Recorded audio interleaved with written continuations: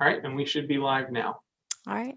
Welcome to the Recreation Committee meeting. It's 5 o'clock on Monday, November 2nd, and we are meeting virtually due to the COVID pandemic, as we have been for several months. And we have all members present for our committee, along with appropriate staff.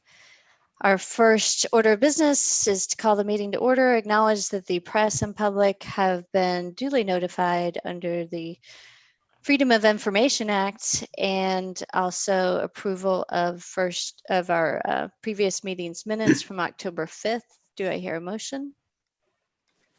So moved. Second. All right. Any changes to the minutes? All righty. All in favor, say aye. Aye. All right, moving on. We do not have any citizens' comments, so we will go straight to our departmental report with our director, Norma Jean Page. Okay, thank you. Just going over a couple of things on here. Our special events were teenagers. We started them back last month. It went well. We had a small crowd, but they were so grateful to be back in the building, and we were so glad to have them back. And our next one is this coming Wednesday. So we look forward to having them back in here.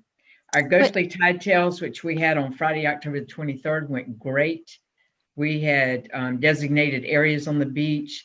Folks did a really good job of staying within their families and social distancing. I estimated we had anywhere between 200 and 300 people. I didn't count, but it was about the normal crowd. And I thought it went well at the front beach. I always worried about people crossing the road here on Palm and 25th because it's kind of dark, and the police department do an awesome job. But crossing the street on Front Beach was so much more safe, and the parking was so much more organized. So we might just leave it there because I just thought it was a way more comfortable and safe location than there at 25th.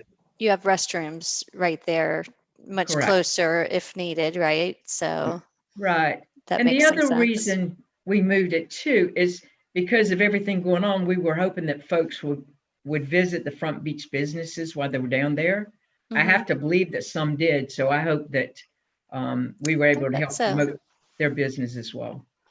So the reason for moving it was largely COVID, or what was the reason for moving it? Well, we wanted to promote the Front Beach businesses. And so that was part of it. Yeah. I was a little concerned about the crossing at 25th. And that always is concerning because Palm is always busy that time of night. And by parking in the municipal lot, that crosswalk is so much more lighted and was so much easier for folks to get to the beach. So, so parking was actually the main reason then. Parking was a big part of it as well. So, okay, super. I mean, thoughts from the rest of you as to whether either location makes much of a difference to you?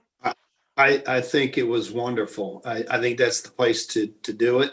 I think it helps the businesses. There was plenty of parking. Access was really, really easy. The walkway to the beach.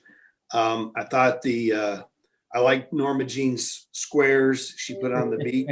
Everybody stayed in their own little spot, and the crab pot players were really talented and really good.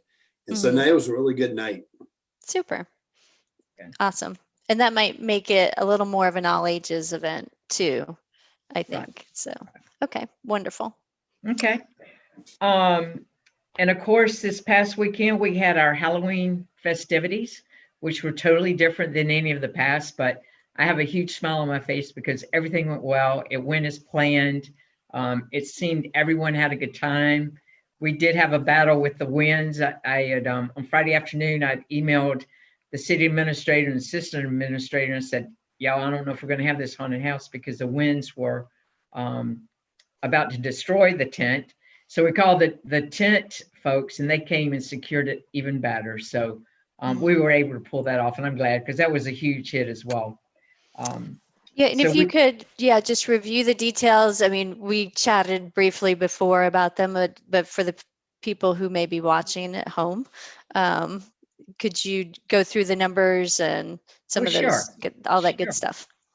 Well, we have how we 27th Avenue lined and numbered with spaces, and we were only going to take the number of spaces that we have numbered. But then we decided we needed to let everybody in that had a legal registered golf cart. So we ended up with 80. We went out there with sidewalk chalk and did numbers and lines, which worked out perfect. And then those that didn't register just followed the police car in the back. We had judging, so we needed to know how many we were going to have so we could hand out numbers so they could actually be judged. And the winners were posted on our Facebook page today. Oh, super. Yeah, so the parade started at 27th down Hartnett, all the way down to 22nd. We turned right on 22nd to Waterway, and then right on Waterway, came back up 29th Avenue, a right on Hartnett, back into the rec center where we had a drive-through haunted house. And it worked great. It was pretty scary, but yeah, I didn't go through the haunted house, and we weren't in the parade, but we were parade watchers, and all the reactions that I heard were, you know, everybody loved it. Suggested that we think about doing it again in the future. I realized that this was especially well timed in terms of it was on a Saturday. Right. So people had a little more time to get a golf cart together. However, it did seem to really work nicely. So it seems like it, even post-COVID, kind would be worth keeping as a tradition. Right. Well, we started talking about next year today and what we could do to kind of do the same thing, but make it bigger, make it a better festival. Hopefully this time next year, we will not have to social distance, and we can have the inflatables, and we can have more food vendors, and we can have more games, and people can hang around and actually have kind of a festival. But I don't think we're going to do away with parade. We're definitely not going to do away with the haunted house. That's one of the most fun parts. I know some ways we can improve it. We talked about those today. So we're going full steam ahead for next year. Awesome. Just making it a little bit better. So, okay, great. So we can all look forward to that. And other, Kevin and John, do you want to chime in? And I think John may have been a firsthand participant. So he was in the parade. Yeah. We were there. My daughter refused to wear her costume, but we were still there. No, I both as a participant and then just listening to feedback from people. I think it was smashing success. And not only, irrespective of the fact that we adjusted due to COVID, I think even if you just took it out as a standalone, hey, this is what we were going to do, it was really fantastic and you know, really great feedback from the community at large. So thank you to you and your staff. Okay, they know how much it's appreciated. Okay. And Councilmember Popson, do you have anything to add? Not really. We didn't make it down there to be a spectator, and but some of the neighbors or some of the people I've run into just spoke really highly of it and said there was a lot of fun. So hats off to Norma Jean and her team. Yeah, the team worked hard. Yeah, I'm sure they did. And I appreciate that. And I think too, now that the word, people understand what it is and word of mouth, next year, people will know what to expect. Right. So we're moving along. We did have our pumpkin painting. We had over 20 children to participate in that. Upcoming, we have a holiday craft workshop that we do every year. And of course, our Santa cookie workshop, which we're going to put that in 2 different days so that we can, I'm so tired of saying this word, but so we can properly social distance. So we're going to do it 2 days and limit the numbers each day. We're going full blast now on our Holiday Street Festival. That is in your report. We've reduced the numbers of arts and crafters so we can spread them out. We've reduced the food trucks so we can spread them out. We're going to have one group singing. We're not going to have all the bands. We're not going to have the bleachers because we don't want to encourage people to sit together and huddle up together. But as soon as we light the tree typically at 5:45. Then at 6 o'clock, we're going to have the movie The Grinch. We're going to put a big screen up. So we're going to encourage everybody to bring a lawn chair and sit in the Ocean Boulevard and watch the movie. And we wanted to leave it there because we still want them to go into the businesses. If the businesses will remain open, then they'll still have that captive audience. Super. Is it going to be, which Grinch movie will it be? I do not know. All I have on here is The Grinch, so I'm not sure. The original animated version or the Jim Carrey version? That's I'm okay. going to guess the animated, but I will That's have all to right. ask my staff. Just teasing. I'm reading what they wrote. Okay. So also not one of our special events, but just so you know, tomorrow we do have elections here. We have 2 precincts voting. We anticipate a big turnout, so we've put them in the gymnasium to try to keep them away from our other classes, so there's not the crossover. They will enter through the front door, but they will exit out that side restroom door to avoid more contact with our everyday classes. Great.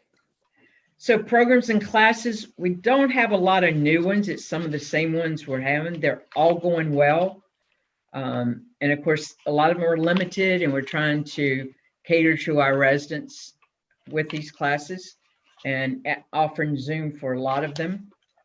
And I don't think there's anything new from last month, but just to let you know, we're working on quite a few new programs. We're going to try to get our Monday and Wednesday senior exercise class started back. It will not be a grant program. We talked to the county and they're sure we're not going to get the grant. So we're going to start our own. We're working on an instructor for that, but we have a lot of seniors that are ready to come back and ready to exercise. So even if we have to put them in the gym, we will. We're going to accommodate them and try to make get them back on their exercise plan. We're also still working with Clemson Audubon Society on some of the environmental education programs, but they still aren't doing any of those. But they've promised us as soon as they start back, they will let us know, and then we'll get some of those on our calendar as well. Okay, great. We're also been in talks with DNR. We've worked with DNR in the past about boater education, boater safety classes. So we're going to see if we can bring some of those back on. They used to be well attended, so we hope that would be great. Yeah. I think that would be wonderful. That you just hear about some of the safety issues and wonder.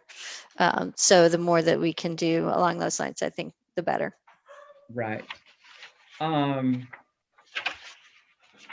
lost my sports. So athletics, we continue with our 3-on-3 basketball, our 6v6 soccer, and our table tennis league. We're now registering for our basketball league.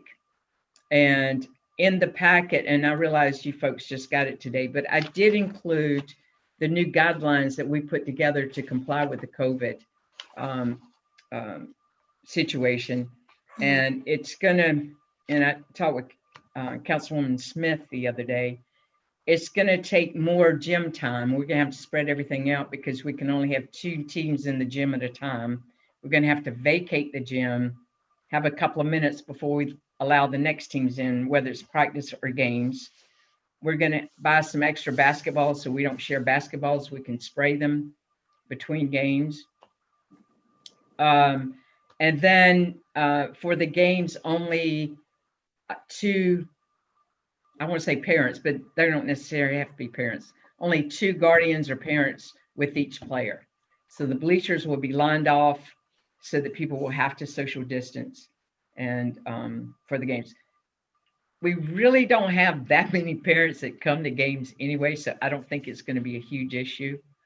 But we're going to accommodate as many as we can, but we have to limit so we can make sure we can get at least 1 in per child.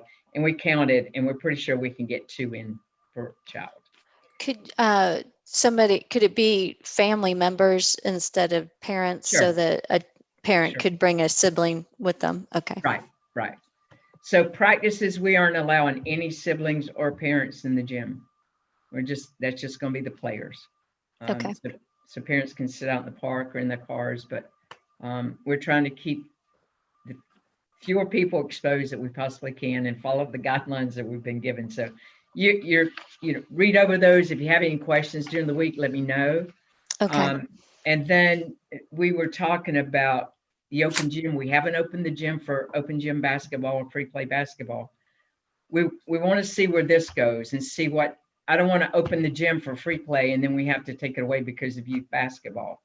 So once we find out how many teams we have and how we have to spread out, and I think we talked about this, we might have to do it 7 days a week in order to get everything in.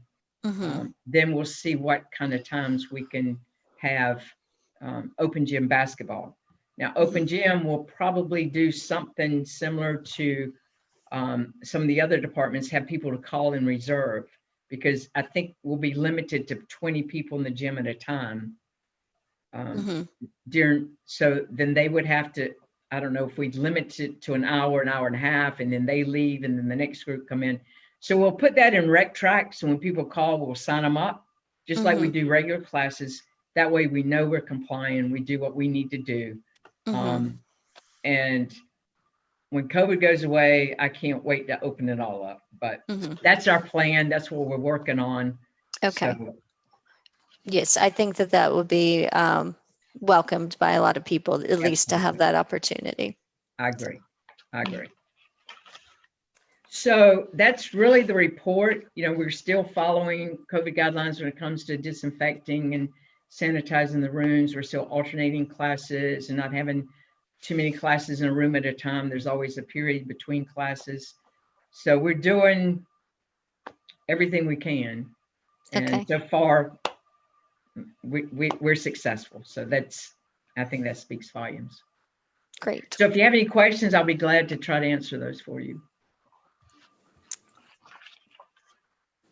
Any questions from you guys? Okay. I know that we did have the person who wrote in copied, I believe, all the members of the committee about the concerns about not being able to get in. I think it was a senior exercise class. So if you want to take a moment to, address that, so we're all in the loop. You had responded to me about it, but. Right. I did respond to that individual. There were some miscommunications because she was in the class. She paid for the class. And I'm not sure exactly the communications between her and the instructor, but when the instructor came out, she was surprised when we told her about it. She said, well, I told her she was in the class. Okay. So it was just a misunderstanding. But I emailed her right away, let her know she was in the class and we would see her that next class day. So. Wonderful. And so is there, as far as prioritization for classes, it's now that the classes are smaller, we might anticipate that some people are, disappointed that they don't get in. Is it just first come, first serve? Is that what people should expect in terms of sign up? It kind of is, but we haven't really had that problem. We can expand classes if we need to. The instructors will teach 2 classes if we need to. Okay. But we haven't run into that yet. Okay. But of course, when we do, we'll address it. But most of the participants, I think I answered for this class, all but one were Isle of Palms residents. Okay. And the one that is not has been taking that class a long time. So. Okay. Okay. All right. Let's move on then. I think we pretty much covered everything under old business that's listed here within your report, unless there's anything more that you want to add to any of these items. I don't have anything else. If Okay. you have something, if the committee has something I want to point out, I'd be glad to address it. Do either of you have any questions or concerns around the items listed under old business, which include classes and activities in the fall, COVID-19 adaptations, and discussion of basketball for the upcoming season? If not, we'll go ahead and move on to new business. Although these are actually things that we have already discussed in the past, so they could have been listed under old business. But item A is a discussion and consideration of options for moving forward with surfing instruction. And I'm not sure who of us wants to. Ron, do you want, or Sure. do you want me to give it Yeah. a go? If you're okay, I'll go ahead and give you a lead into this. So obviously, as you all are aware, we've done several RFPs for this. We have not gotten the level of response that we were hoping for. We discussed the possibility of making it a city-owned program run by an employee, and now we're coming back at it from a different direction and thinking about a way to do a pilot program through altering the commercial activities on the beach ordinance. And what this would do is, the restrictions that are listed in the packet, which you all have, make this program pretty much invisible, or at least that would be the goal, is it would be as invisible as just some people going out and surfing, but it would provide an opportunity for commercial surf lessons on the Isle of Palms so that people don't have to go all the way to Folly or Sullivan's Island to have that happen.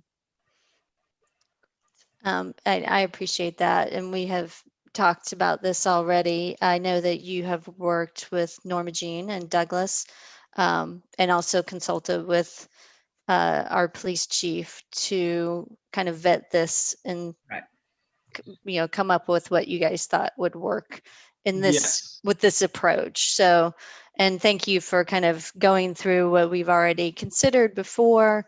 We can kind of walk through that. You have this grid of I guess pros and cons, Yeah, or so maybe opportunities just and challenges on exactly, yeah, just included. differences between the different approaches, right? So Mhm. for example, just a couple under franchising, for example, we talked about that previously as well. That would be pretty easy to enforce. It would require a yearly renewal, but on the other hand, it is pretty visible, because they would need to have, their advertising and stuff out there saying like, this is how you get in touch with us to do this thing, because we're the only people that can do it.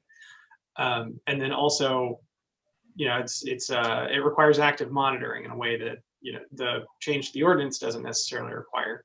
The grid that I have laid out here is really just a high level overview. I worked with Douglas and Chief Cornett and Norma Jean to come up with this, and we kind of threw together just a couple of thoughts right off the top of the head to say like, this is a good basis for discussion, way to think about our different options in the current paradigm. Yeah. Well, and I think so. The key here, well, I'll start with, I really am wanting us to, in one way or another, allow for this option, allow for surfing instruction at the beach. And it's been a long time coming. And it has been surprisingly taking us a while to work through this and kind of figure out a good way to go with it. It's more complicated than it would seem on the surface. But the difference between the city starting a franchise agreement for surfing, which I'll point out, would be a new thing altogether for the city, right? It would be almost like a pilot program for the city, potentially doing other franchises down the road, but it requires the city to really partner with someone, the surfing instructor in a way that's not required if we simply change the ordinance. And if we actually offered, as another option that we've discussed, to do offer the surfing instruction through the recreation department, we're actually talking about a whole, even more so the city taking on the responsibility of that programming and liability. So this to me seems like a much simpler way to go in many ways, and it does not force the city to take great responsibility for the success of the program, but allows the freedom for it to happen organically to some degree, but with enough restrictions that I hope people who are concerned about commercial activity on the beach will not be concerned, because as Ron said, we're trying to make this somewhat invisible. and not have big banners out or large groups. The restrictions, if we could walk through the ordinance changes and what the restrictions would be, if you want to do that, Ron. Sure. And Yeah. we've got that in the packet. But not everybody who's watching might have the packet up. So Right, that's true. Yes. to kind of go where you were going. Right. So first off, these are very, very similar to the restrictions that are currently in place for photographers. It starts with basically a disclaimer that says at the end of this coming season, October 1st, 2021, everything that we've got in this is completely null and void, and it goes back to the way that it was prior to this change being enacted if council decides to enact this change. So that essentially puts it on a time limit. We can trial it for one season the same way that we would trial like a franchise or anything like that would require a renewal. And at the end of the season, if council doesn't want to do it anymore, they can just let it expire. If they still want to do it, they want to, either continue to allow it or expand upon it, they can make that change as they deem necessary. The next part is basically just saying you have to do your surf instruction in the areas where surfing is allowed, which seems pretty common sense, but it's good to put that in writing just so that we have a leg to stand on in case somebody is becoming a nuisance in some way. And would that, I don't see, like, is it already laid out in our ordinances, for example, not to surf around a certain number of feet within the pier? It is. Okay, it so is. we don't I don't have to have it pulled repeat up in that. front of me currently, but yeah, Okay. it is basically a way to not have to repeat things that are already in the ordinance. Gotcha. Exactly. Okay. I just wanted to, I figured that was the case, so I wanted to make sure. Okay. And then again, with trying to make it invisible, we're limiting it to groups of 4 or less. That means that you won't have a giant gaggle of people running out to the beach all learning to surf at the same time. It also means that it's a little bit safer because you don't have one instructor that's responsible for like 15 individuals, and there's no way that they could clearly monitor what everybody's doing at the same time. And then we also have a provision to limit instruction to 2 hours per day. We did discuss having specific hours, but I think as to Douglas's expertise in this area, the hours of day at which time it is best to surf could change depending on weather conditions and wind conditions, and obviously, daylight savings time and stuff like that. So we wanted to leave that kind of open. But again, if you're going out there and setting up a tent or something like that, it becomes kind of obvious that this is starting to become a commercial operation. We kind of want to get in front of that a little bit. Additionally, all signs, merchandise, or other articles that violate Article 7, which is the sign ordinance of the city zoning ordinance, that has to be prohibited. And so that's in there specifically called out, again, to kind of make it a little bit harder to detect that this is happening, and it's not as in-your-face commercialization of the beach kind of thing, but still allows people to participate.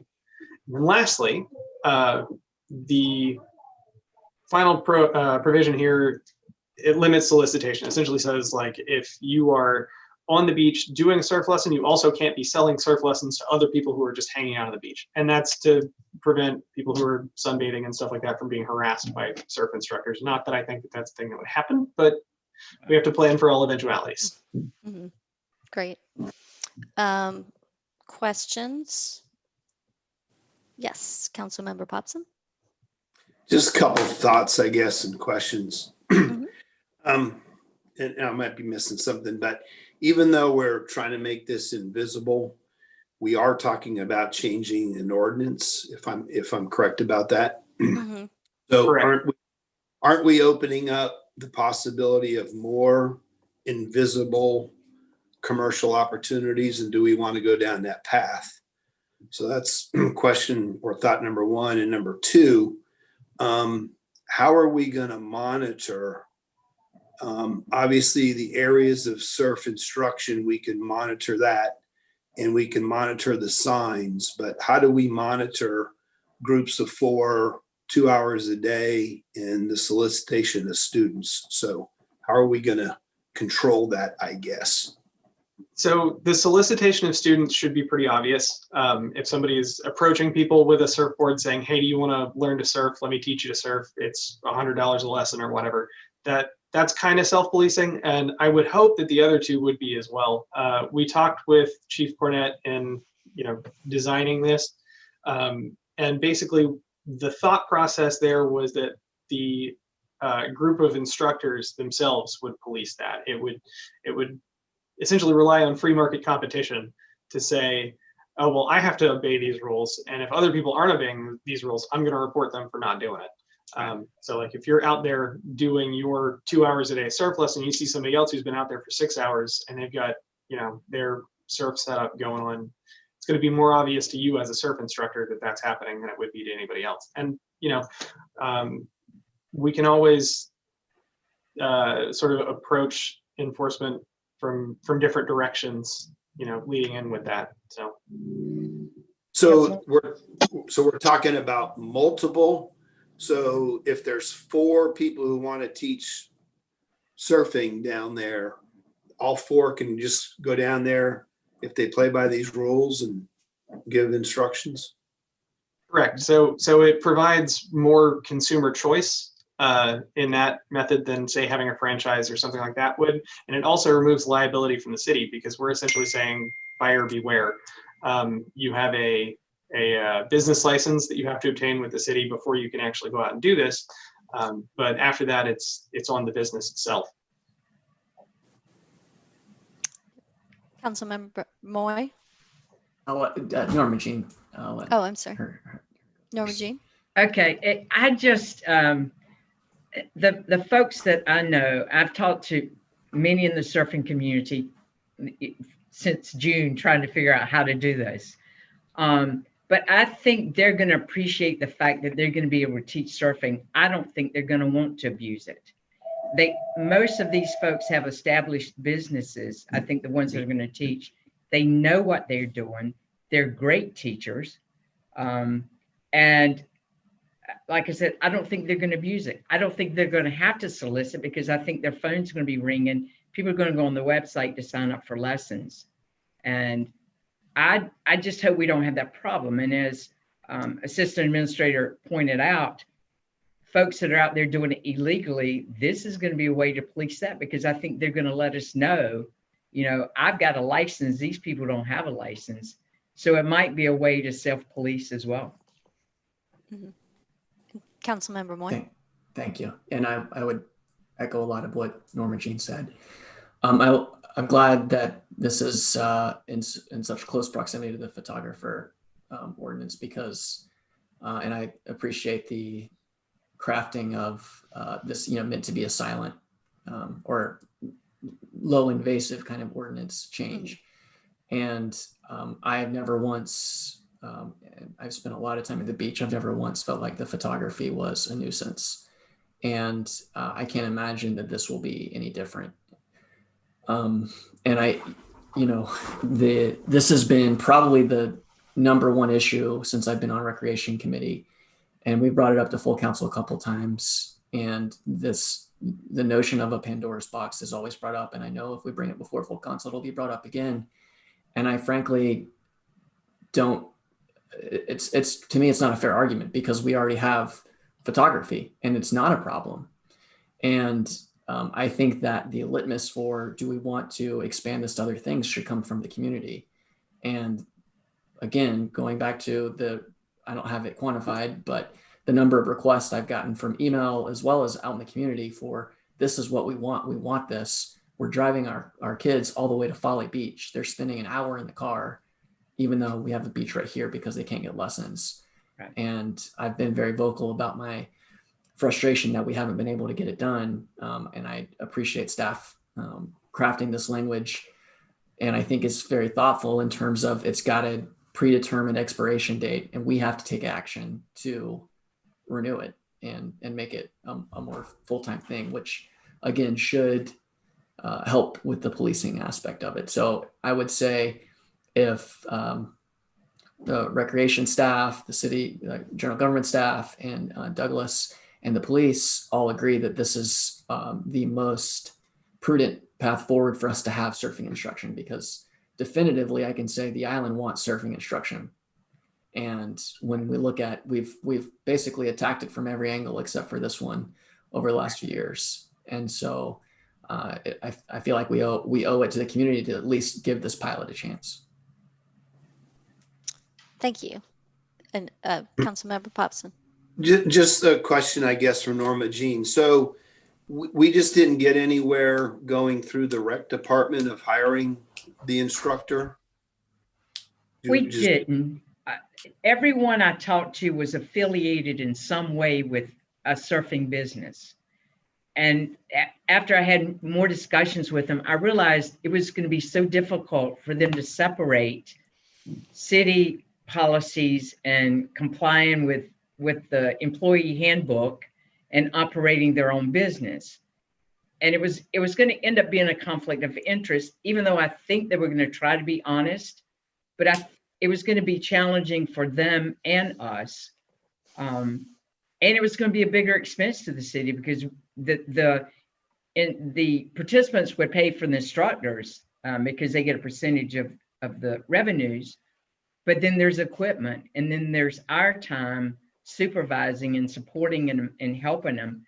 And actually, the recreation department, we really don't have the resources to do that. We would try to make it happen, but it was getting more complicated. I tried hard. I thought it would be a much easier thing than it was, but it just became complicated. And I talked with the surfing community. I talked to some folks in some of our residents to ask them, how can we do this?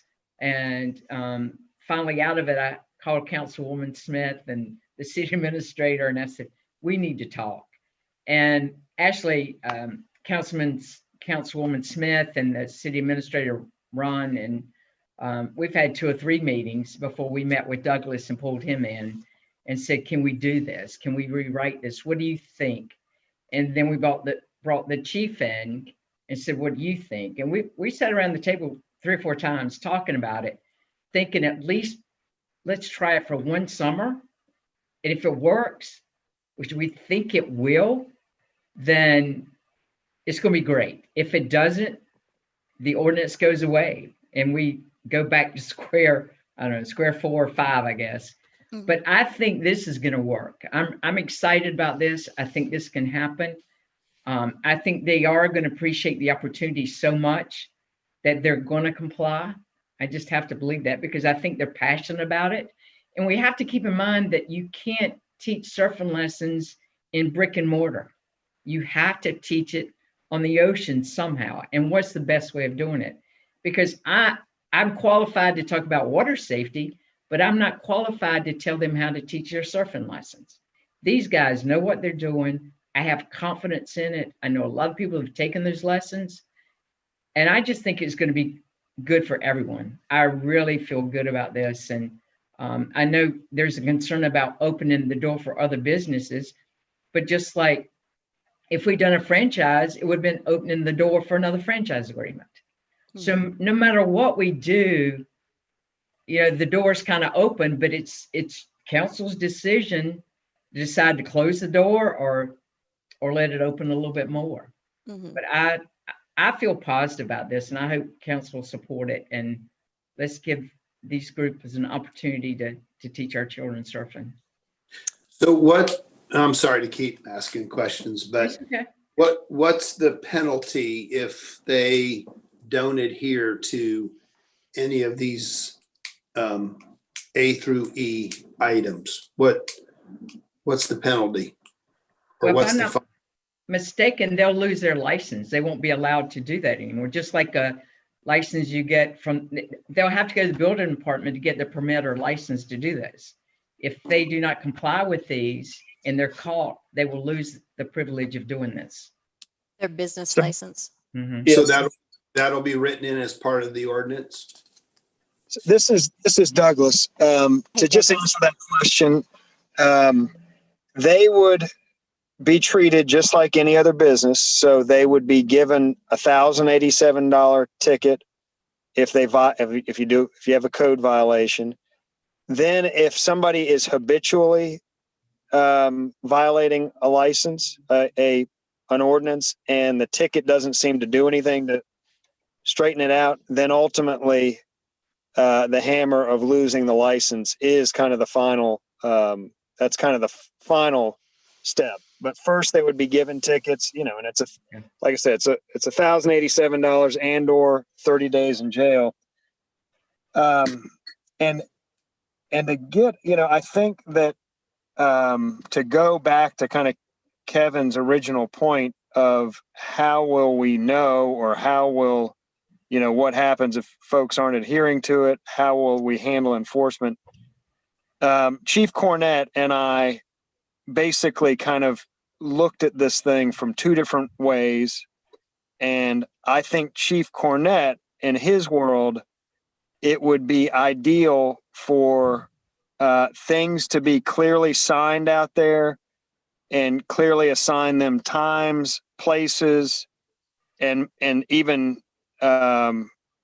give their enforcement officers the ability to see who's with which company where, so that they could, pretty much time them, count kids, do things of that nature. And I think that was kind of where Kevin originally thought this should go.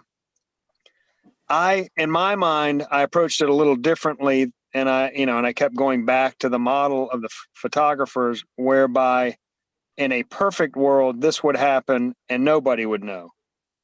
And Kevin made the point that makes enforcement challenging. Enforcement would have to be basically reactionary. So somebody would have had to have done something, or it would be a blatant thing that they could see, but generally it would make the enforcement more reactionary, instead of being proactive. But the benefit of that is that, if everything went well, it would be basically invisible. So in my mind, I felt like the city would prioritize not having a commercial presence being able to be seen on the beach. They would hold that in a higher priority than ease of enforcement. So we really did start splitting hairs down to, conceptually, how would you prioritize these things, which led us to the pros and cons chart, which led to your discussion. But in my mind, you've hit the two cons that are going to be clear are enforceability. And the second one is going to be this thing of opening Pandora's box.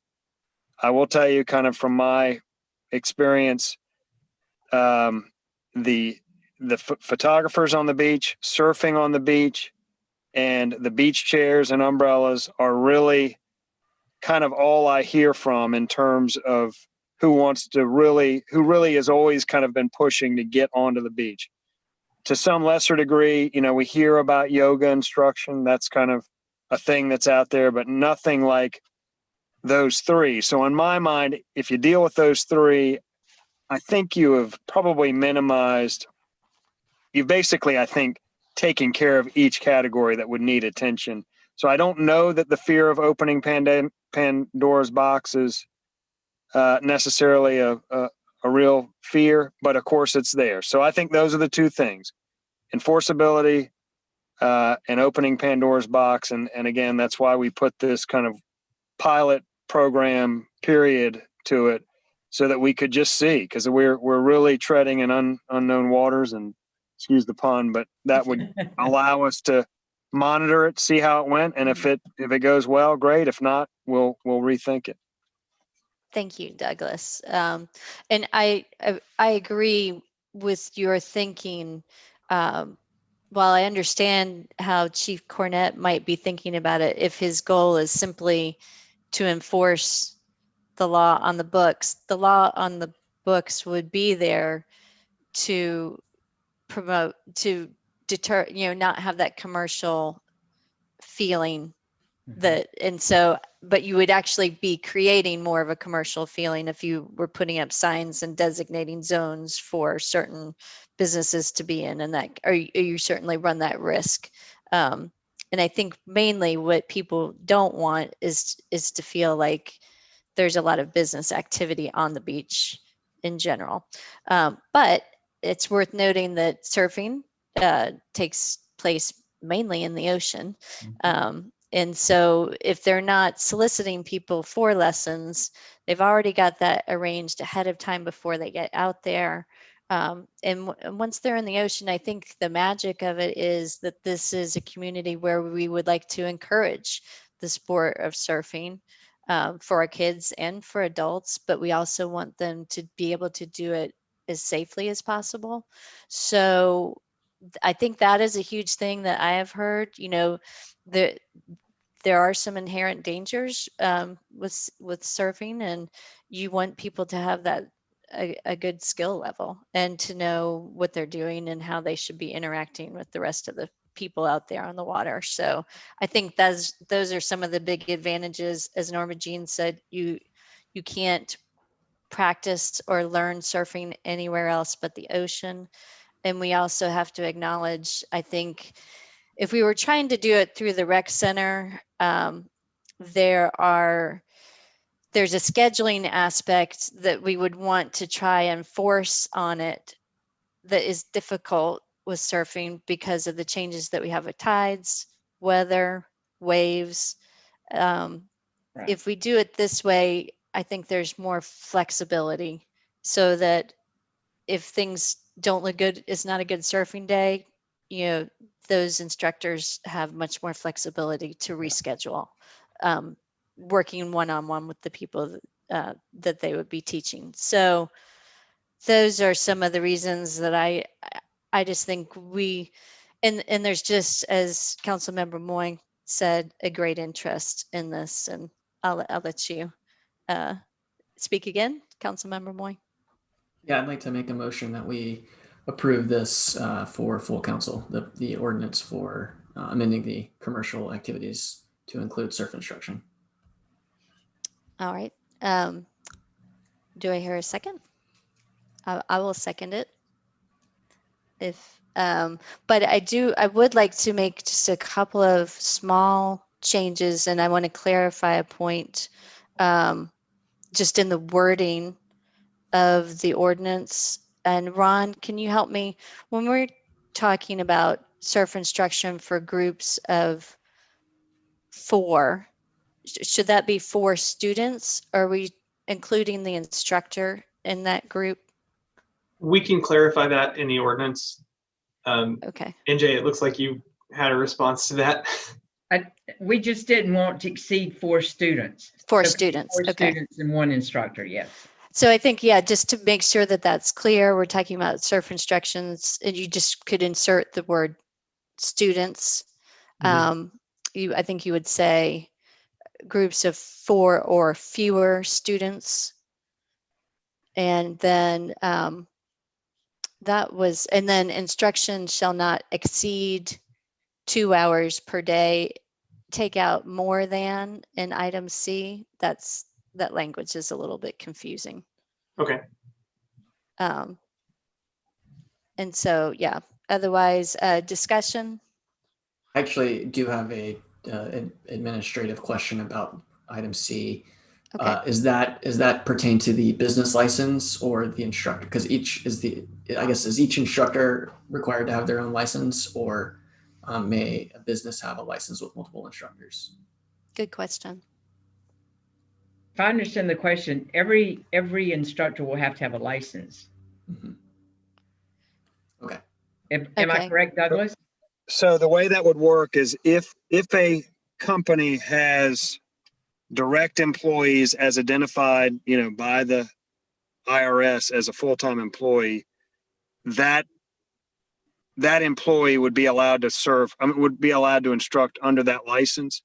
If they are subcontractors and they are not direct employees as defined by the IRS, they would need a separate business license. So it is possible that a company would have multiple instructors and they would have one business license. Okay. And is the intent of that time limit for the business license or for the instructor? I would say the intent of that is for the business license. Each business should only be out there. I don't think we want to create a scenario where a business has a revolving door of instructors that are out there 8 hours straight. Right. Good. Okay. Yeah. I could see that both ways. I mean, if you already have an established business that has several instructors, I mean, if they're different instructors, I'm not sure.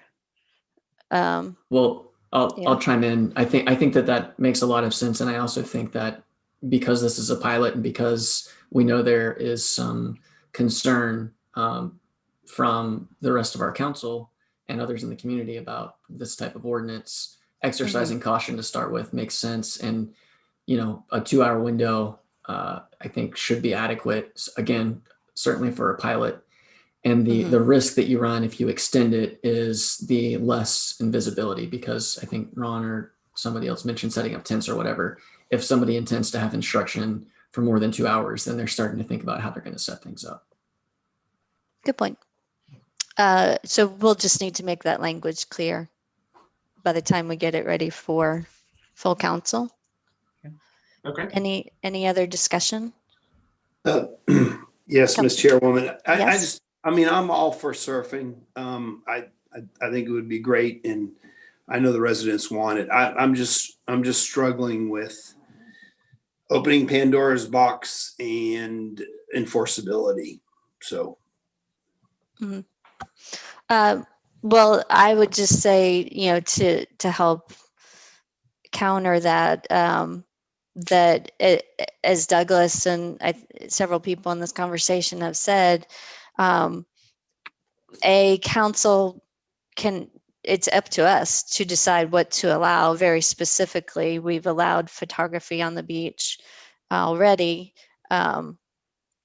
This is one of the, it is I'm not going to say totally unique, but it is somewhat unique in terms of surfing is a popular activity that we already have, but not without instruction being allowed.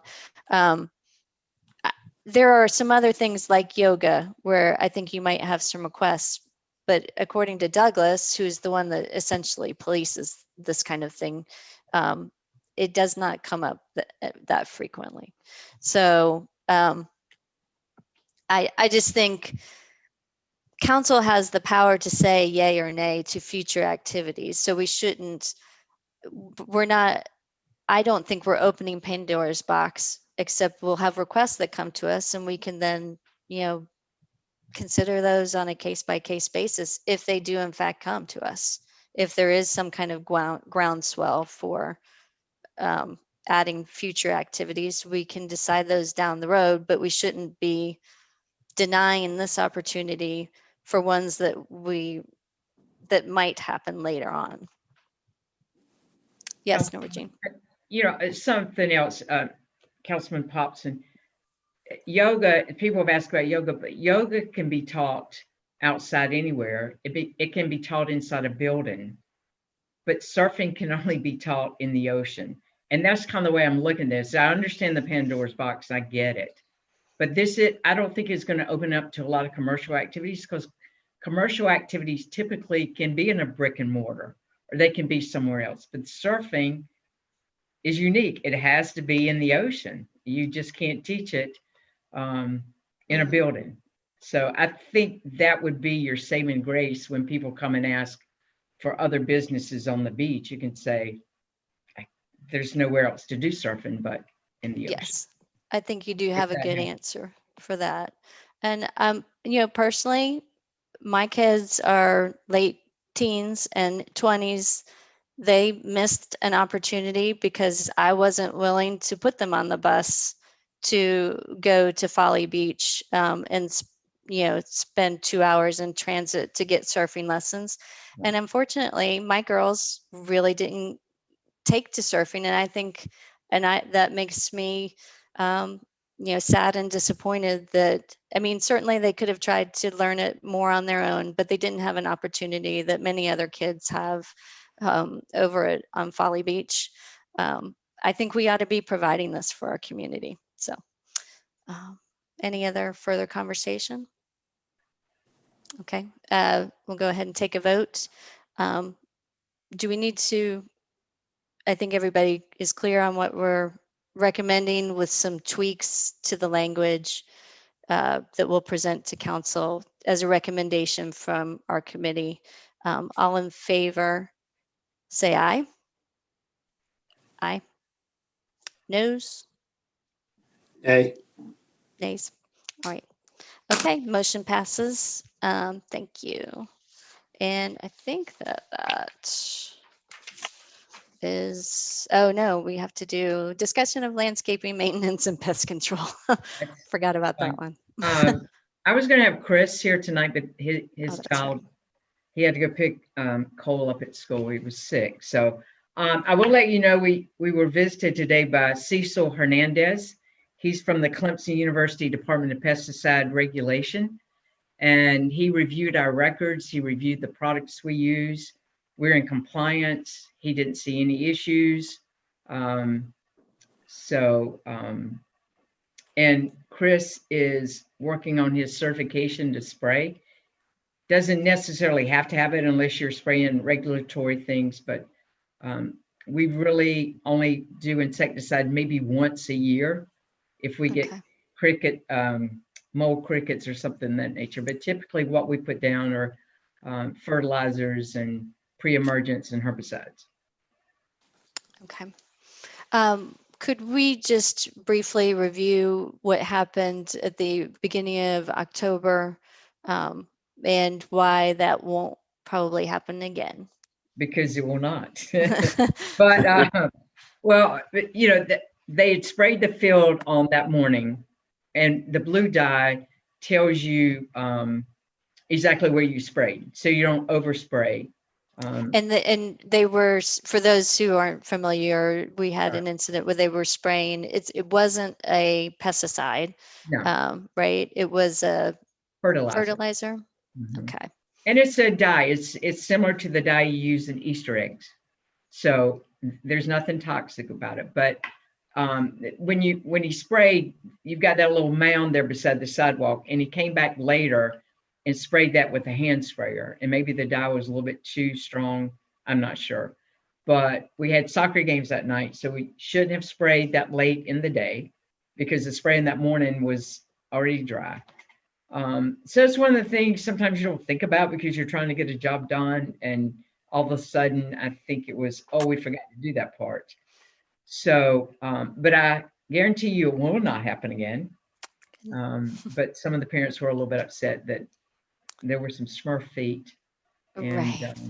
And I think in not knowing what it was exactly and whether there was some exposure there that they should be worried about was one of the main things. So, and after the next day, information was provided to explain that through the city's social media. And did you have parents calling you directly as well, or did you provide information at the rec center as well?